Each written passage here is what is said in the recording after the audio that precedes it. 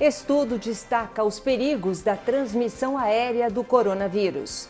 A importância de ficar em ambientes ventilados é justamente permitir que esse material ele se disperse, né? O projeto reúne imagens e falas de enfermeiros que tiveram Covid-19. Nunca tive medo na vida e não tive dessa vez. O Notícias em Foco está no ar.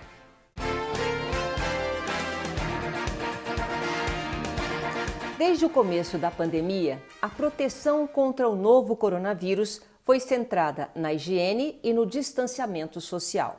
Mas novas diretrizes implementadas pelo Centro de Controle de Doenças dos Estados Unidos indicam que o risco de transmissão de Covid-19 por superfícies é baixo.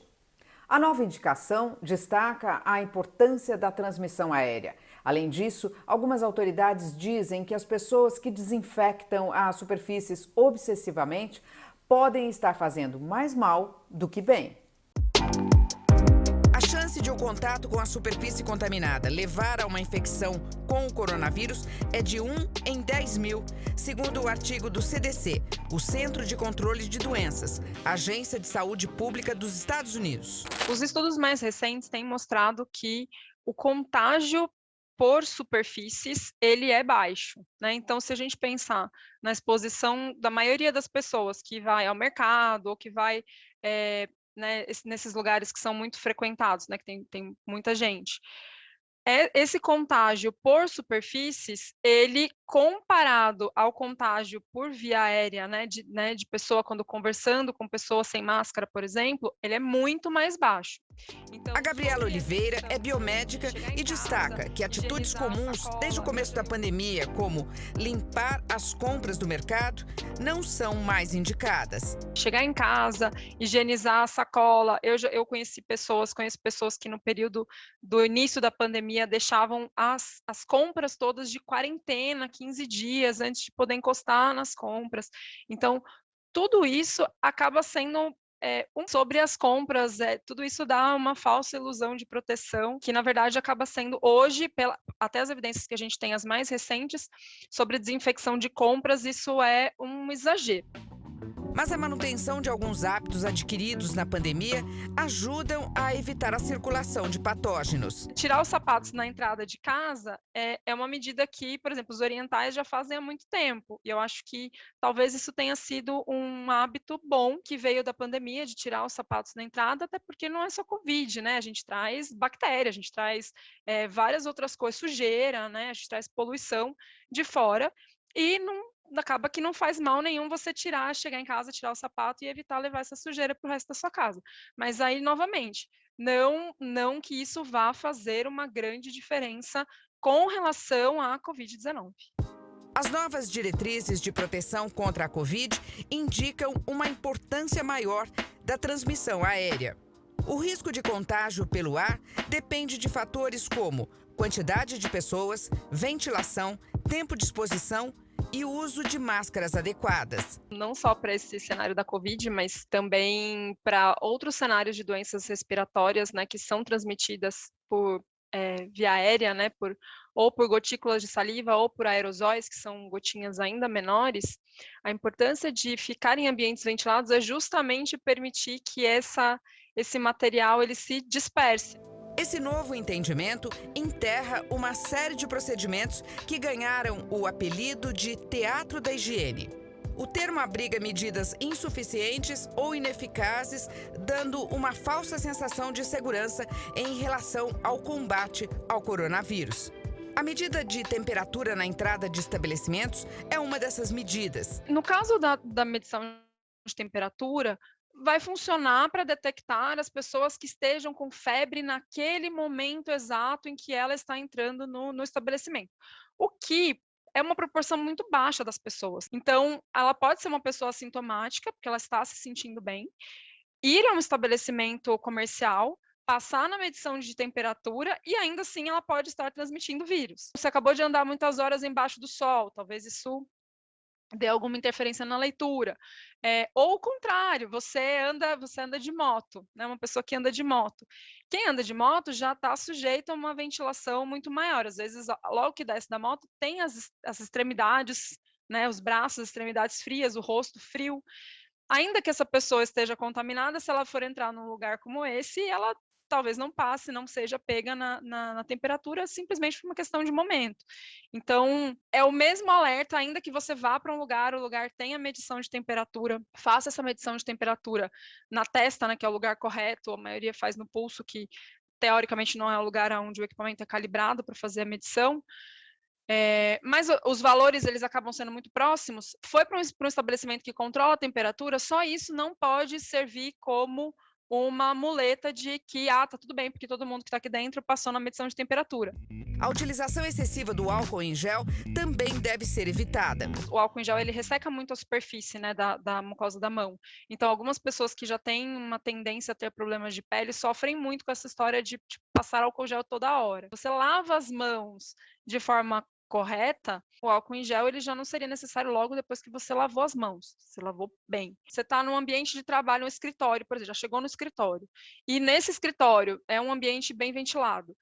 Você tem a oportunidade de lavar as mãos com frequência. Então, antes de comer, vou lavar as mãos. Antes de fazer alguma coisa, depois de ir para um lugar que, de repente, tenha mais pessoas, eu vou lá e lavo as minhas mãos. Já é uma medida que já resolve, não precisaria ficar o tempo todo passando álcool em gel. É só porque o álcool em gel ele é um recurso útil quando a gente está na rua, não tem como lavar a mão e está num ambiente de superexposição. O item de proteção mais importante contra o vírus segue sendo a máscara facial.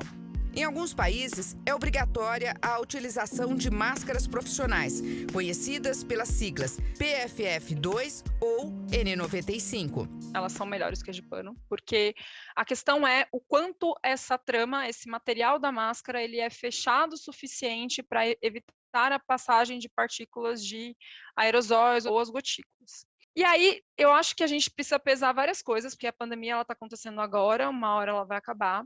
E eu acho que a gente tem que lembrar também que as consequências elas ainda vão ficar por muito tempo. A quantidade de lixo hospitalar que está sendo gerado por causa dessas medidas de prevenção, ela é imensa. E uma hora a gente vai ter que pagar a conta disso também. Então, eu acho que sempre que é possível fazer um balanço saudável se eu posso escolher uma boa máscara de pano que me permita que eu lave e a use várias vezes, ao invés de uma N95, sendo que eu não tenho uma exposição tão alta, um risco de exposição tão alto, é melhor optar pela de pano por uma questão ambiental. O SARS-CoV-2 se multiplica no trato respiratório, permitindo que ele se espalhe em partículas de tamanhos variados emitidas pelo nariz e garganta de uma pessoa infectada durante a respiração, fala, canto, tosse e espirro. Por isso, a máscara é importante. Uma opção intermediária são aquelas máscaras cirúrgicas, né, que também tem um poder de vedação interessante, ela tem um arame que você consegue ajustar no nariz, então essa seria uma opção intermediária entre a N95 e a de pano, então que já é melhor que a de pano, mas não tão boa quanto a N95. A importância do uso de máscaras ficou comprovada durante um teste realizado na Espanha. Agora, em março, uma arena na cidade de Barcelona recebeu 5.000 pessoas para um show. Todas elas foram testadas antes do evento e apresentaram resultado negativo para a Covid-19.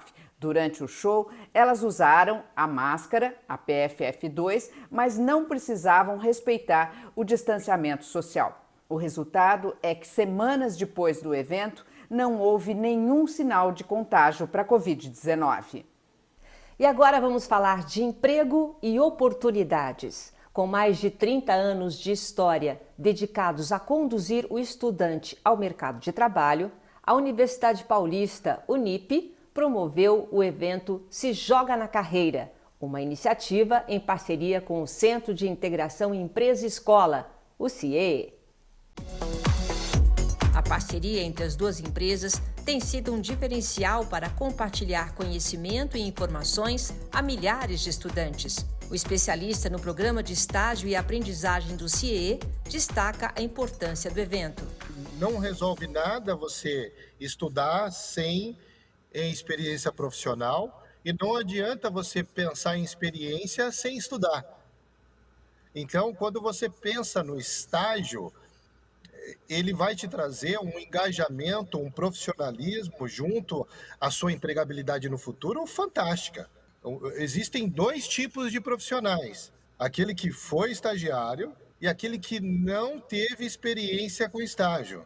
E o olhar das empresas hoje, eu falo como alguém que lida com esse público de recursos humanos, diretores, donos de empresas há muitos anos, é muito mais positivo quando ele olha naquele currículo e identifica que o profissional que ele procura já foi estagiário. Então, um evento como esse, onde nós temos milhares de oportunidades disponíveis, e, ao mesmo tempo, palestras para auxiliar esses estudantes, eu diria que é um salto imenso para sair da maioria, né, que eu chamo da sociedade média. A Unip é a universidade particular preferida no mercado profissional há 8 anos consecutivos e uma das 5 instituições de ensino mais procuradas em todo o mundo no LinkedIn. O diretor da Unip, Marcos Vinícius Matias, comemora a parceria. É uma união do CIEE e da Universidade Paulista, a Unip, que é muito importante para os alunos nessa época difícil de você conseguir um emprego, de você conseguir um estágio, de você poder, estar entrando no mercado de trabalho. E a Unip há muitos anos, junto com o CIE, faz esse evento, porque nós já temos tradição de mercado de trabalho. São os profissionais que contratam, que de repente escolhem a Unip. Realizado de forma totalmente gratuita e online. Um evento que disponibiliza o acesso a mais de 5.000 vagas de estágio por todo o Brasil em empresas credenciadas pelo CIEE e palestras conduzidas por quem realmente sabe o que é preciso para entrar no mercado de trabalho. E nós temos palestras hoje sobre os mais diversos tipos, desde a diversidade, onde você vai estar colocando pessoas dos mais diversos gêneros dentro do mercado de trabalho, você vai estar aprofundando, como é o estudo EAD, porque muita gente hoje, devido a toda a circunstância que o mundo está vivendo, estão estudando à distância. Então, a distância ela veio para favorecer. Você pode estar sentado dentro do ônibus com o seu celular acompanhando a aula, você pode estar no seu escritório, você pode estar na sua casa, você vai estudar na hora da sua disponibilidade. Então, tudo isso mudou. E mudou não no Brasil, mudou no mundo. Então, todo mundo hoje tem que chegar e entrar dentro do mundo digital, porque isso é que vai levar o jovem a se dar bem lá na frente. Chegamos na indústria 4.0. O que é essa indústria? É a era dos sistemas cyberfísicos, a internet das coisas, automação de software, robôs autônomos. Foram 2 dias de informações e conhecimentos com a participação de mestres e doutores da Unip, especialistas do CIEE e convidados. O alcance das palestras foi amplo pelo teor, importância e atualidade dos temas apresentados, tendo em vista o sucesso no mercado de trabalho. Quem disse que você precisa ocupar um cargo de liderança para liderar? Mais de 20.000 estudantes foram impactados. Uma iniciativa que faz a diferença em tempos de incertezas. O Se Joga na Carreira é um espaço justamente para pensar nessas questões, né?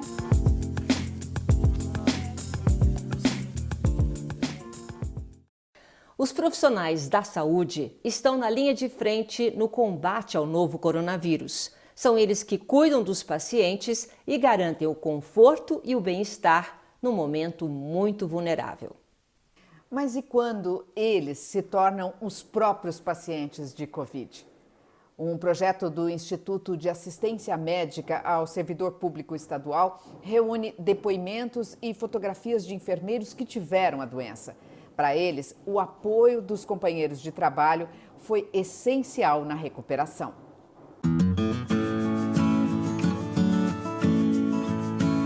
As fotografias retratam enfermeiros que se tornaram pacientes de Covid-19. Ao lado dos colegas de trabalho, eles celebram a vitória contra o novo coronavírus. A gente tem só a ideia de que está doente, parece que é uma coisa distante, o Covid, na hora que você tem a sensação que é você, né, que você faz parte daqueles números, né, a coisa muda e você fica com a sensação de que você conseguiu renascer, que é uma vitória, né? Você está tendo a oportunidade de viver de novo e ter sobrevivido a essa situação tão grave, né, mundial. A enfermeira Brisa Estela está entre os 19 profissionais que participam do projeto A Gente Cuida Um do Outro, uma iniciativa do IANSP, o Instituto de Assistência Médica ao Servidor Público Estadual. A ideia desse projeto surgiu a partir do planejamento da Semana da Enfermagem desse ano, que é um evento super tradicional aqui no Hospital do Servidor Público Estadual de São Paulo. E esse ano a gente buscava alguma ideia que fosse muito especial, um tema forte e sensível, né, que depois de 1 ano e meio aí de pandemia, tocasse aí no coração dos nossos profissionais de enfermagem. E justamente a partir daí é que nós encontramos o tema central da campanha: A Gente Cuida Um do Outro. Para Amanda, as equipes de enfermagem ficaram mais unidas durante a pandemia. E as fotografias revelam um laço ainda maior que se forma quando os papéis se invertem e o cuidador se torna paciente. Você pensa assim, nossa, eu queria tanto reconhecer as pessoas, homenagear as pessoas que cuidaram de mim, que fizeram parte de todo esse processo de recuperação, e ter a oportunidade de fazer isso. Nossa, é fantástico, eu fico muito feliz, muito, muito, muito. Se eu pudesse dar todos os nomes, assim, falar de todas as pessoas, só agradeço a todos. Além das fotografias, o projeto também dá voz aos enfermeiros que relatam as experiências do período de internação. Nunca tive medo na vida, e não tive dessa vez. Uma das coisas que a gente leva a fama é que a gente atende mal, muito pelo contrário. Eu sou muito bem atendido por todos, sensacional. Todos os enfermeiros fazem parte da equipe do Hospital do Servidor Público Estadual. Com 750 leitos, o local emprega 2.200 profissionais da área de saúde e atende pacientes da Covid-19 na cidade de São Paulo. A mensagem principal que a gente gostaria de passar com esse projeto é justamente sobre o papel e a importância da enfermagem, não só no contexto da pandemia, mas também sobre toda a saúde e sobre a sua relação com o tema central dessa campanha e com aquilo que a gente sempre ouviu falar sobre o significado da enfermagem desde a época da faculdade, que a enfermagem é a arte e a ciência do cuidar. E é isso que a gente faz de melhor, a gente cuida de gente, a gente cuida da gente e a gente cuida um do outro.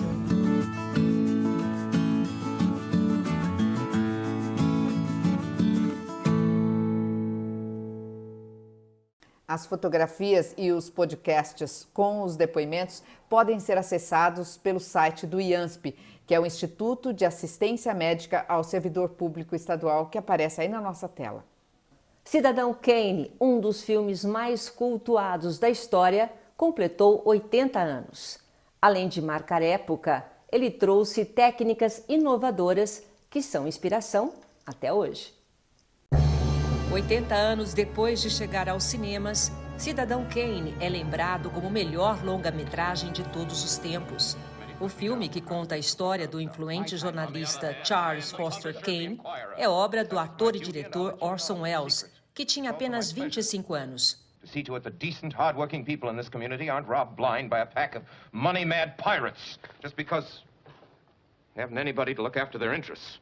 O Cidadão Kane foi o primeiro longa, né, do Orson Welles, mas ele já havia feito um curta-metragem experimental quando ele tinha 19 anos, um curta de 8 minutos, chamado The Hearts of Age, que, na verdade, é um filme meio surrealista, né, que remete aí um pouco a Jean Cocteau.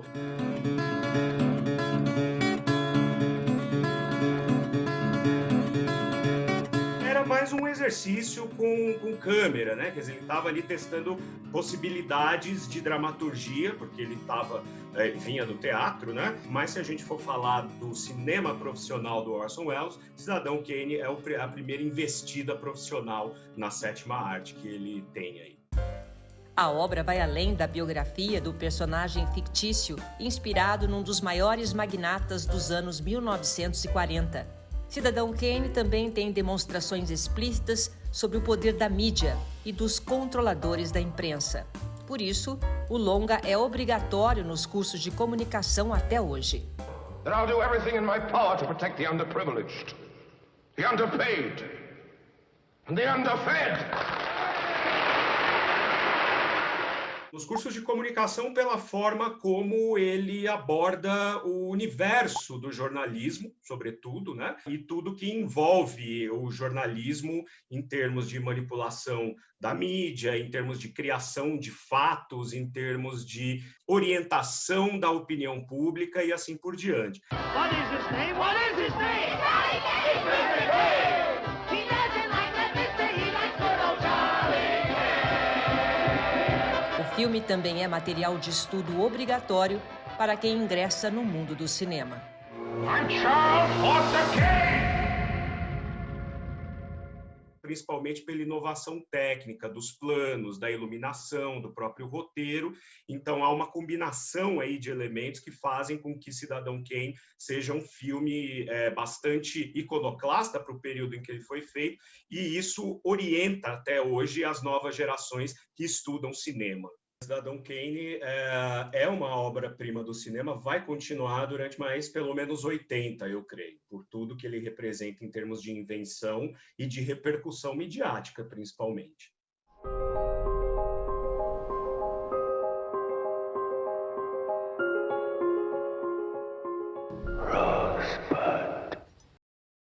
Considerado um dos principais nomes do modernismo brasileiro, Cândido Portinari tem o trabalho preservado no interior de São Paulo. Antiga residência do artista na cidade de Brodowski, o Museu Casa de Portinari representa a forte ligação do pintor com a terra natal, origens e laços familiares. Você vai entrar agora no universo de Cândido Portinari, numa apresentação narrada por Lima Duarte.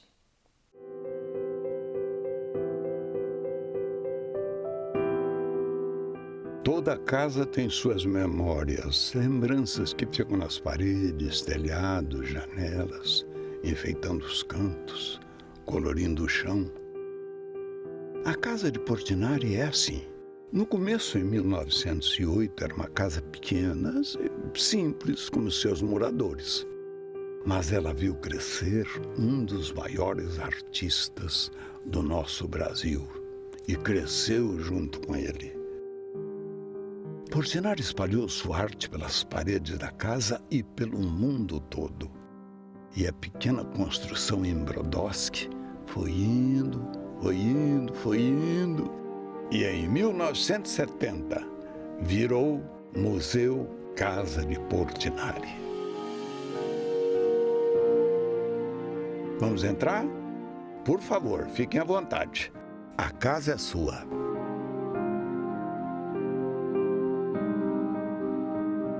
É pela Sala São Jorge que a gente entra na casa e na imaginação do menino Portinari, que nas noites claras da sua infância olhava para a lua tentando enxergar o santo guerreiro montado num cavalo branco em eterna luta contra o dragão.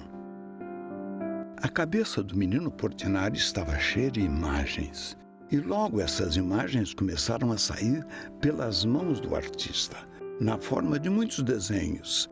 Primeiro lápis de cor, depois carvão, nanquim, guache, aquarela. Haja desenho para tanta imaginação. Sabe criança arteira que desenha nas paredes? Pois assim fez o Portinari. Cresceu e colocou sua arte em afrescos e murais. E como esta é uma casa que ensina, aqui nessa sala, a gente aprende o que é um afresco, o que é uma pintura mural e quais são as suas técnicas. Ah, mas dá gosto olhar para essas paredes. Toda casa tem uma sala principal, onde família e amigos se reúnem para compartilhar a vida. Podemos imaginar Portinari nesta sala durante os 15 anos em que viveu aqui e em todas as vezes que voltou para encontrar a sua família, suas raízes, seu início. Toda casa também tem uma alma. E em casa de família italiana, a alma quase sempre fica na cozinha. Se tem fogão a lenha, então dá para sentir a força, o cheiro e até o gosto dessa alma. Aqui a família se reunia, sentada nas cadeiras de palha de Taboa, saídas das mãos do seu Batista, pai de Portinari. Eu sabia que as casas falam, é só preciso a gente saber ouvir. A casa de Portinari conta a sua história através dos detalhes. É só prestar atenção para entender que ela cresceu desordenada, sem planejamento, junto com a família que também foi crescendo. E assim foram nascendo os filhos do seu Batista e de Dona Dominga, 12 ao todo. Das mãos de Portinari nasciam desenhos e pinturas, e das mãos das mulheres da família nasciam bordados e rendas, costuras e histórias. Aqui o menino Portinari sonhava. Aqui o artista Portinari descansava quando voltava a Brodowski em busca de inspiração. E então era novamente Candinho olhando as estrelas do céu e a terra roxa dos cafezais. Era aqui que as mãos de olhos azuis de Portinari transformavam sonho e imaginação em realidade. Materia do artista, tintas, pincéis, madeiras, ferramentas e telas eram combinados para traduzir o que as suas mãos enxergavam. Pelos interiores do nosso Brasil, quase toda casa antiga tem um jardim. Roseiras e pássaros repartem igualmente a luz do sol e os olhares do céu. Mas um dos caminhos do jardim da casa de Portinari tem um destino diferente dos canteiros de flores. Ela vai dar na capela da nona. Aqui, a avó do artista praticava a sua devoção, num tempo em que a igreja ficou longe demais para os seus pés. Aqui, seus santos preferidos tinham o rosto de gente conhecida, amigos e parentes que serviram de modelo para a arte de Portinari. Aqui, Dona Pelegrina rezava, pela sua fé e pelas mãos de Candinho. Portinari deixou que a gente enxergasse a sua infância através de cores e formas. Mas quem consegue ouvir as histórias que essa casa tem para contar, pode entender melhor as imagens que as mãos do artista enxergaram. É quase como sentar ao pé do fogão, tomar um cafezinho e escutar uma boa prosa.